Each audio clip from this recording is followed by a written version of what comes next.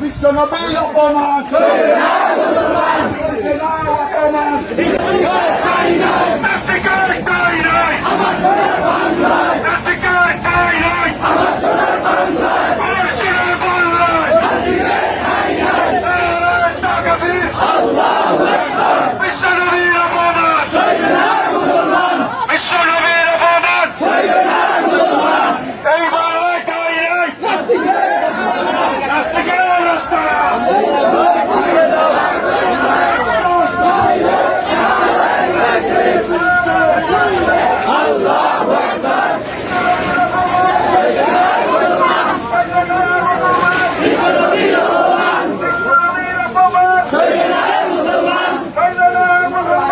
বিশ্বনবীর অপমান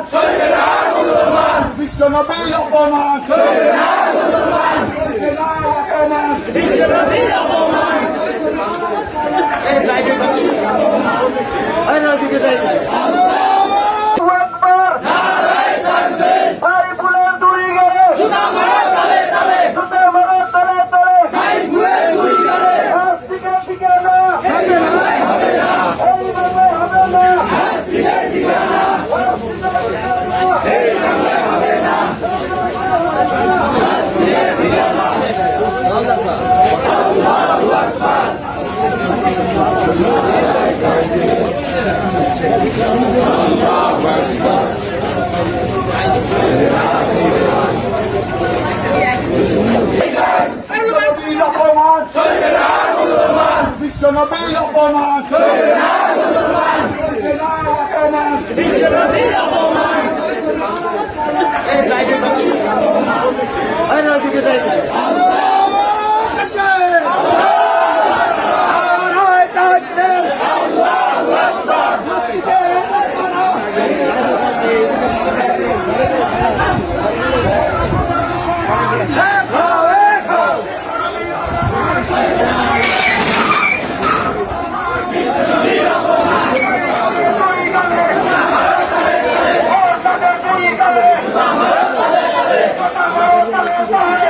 আল্লাহর নবীর বুদ্ধ গ্রহণ করতে না পারে, এই জন্য আমাদের সবাইকে সুস্থার হতে হবে।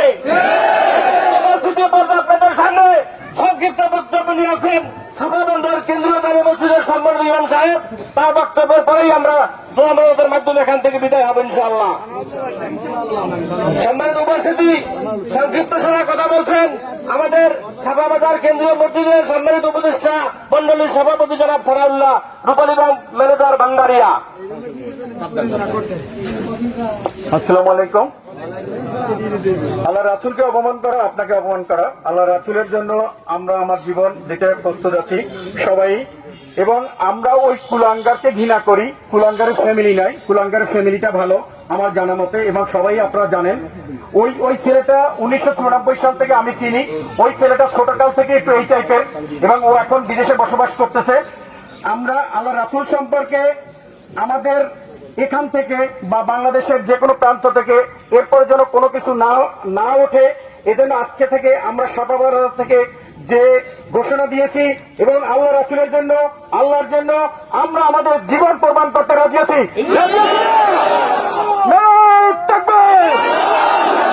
আল্লাহু আকবার,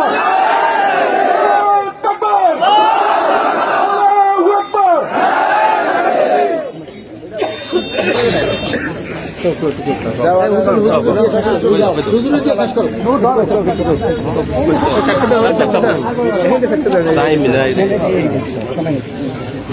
আসসালামু আলাইকুম রহমতুল্লাহ।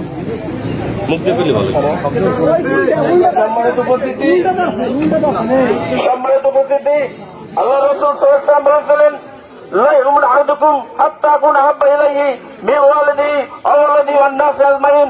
তোমরা অতক্ষণ পর্যন্ত মুমিন হতে পারবে না যতক্ষণ পর্যন্ত তোমার জীবন, তোমার ছেলে মেয়ের জীবন, তোমার মা বাবার চাইতে আমাকে বেশি মহব্বত করতে পারো। ঠিক কি ভাই?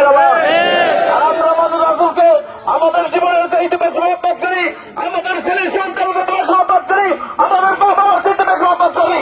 সুতরাং বাংলাদেশের দুনিয়া অস্তিক তোমার রাসূলের বিরুদ্ধে কটূক্তি করে ওর হাতকে ভেঙে দেওয়া হবে।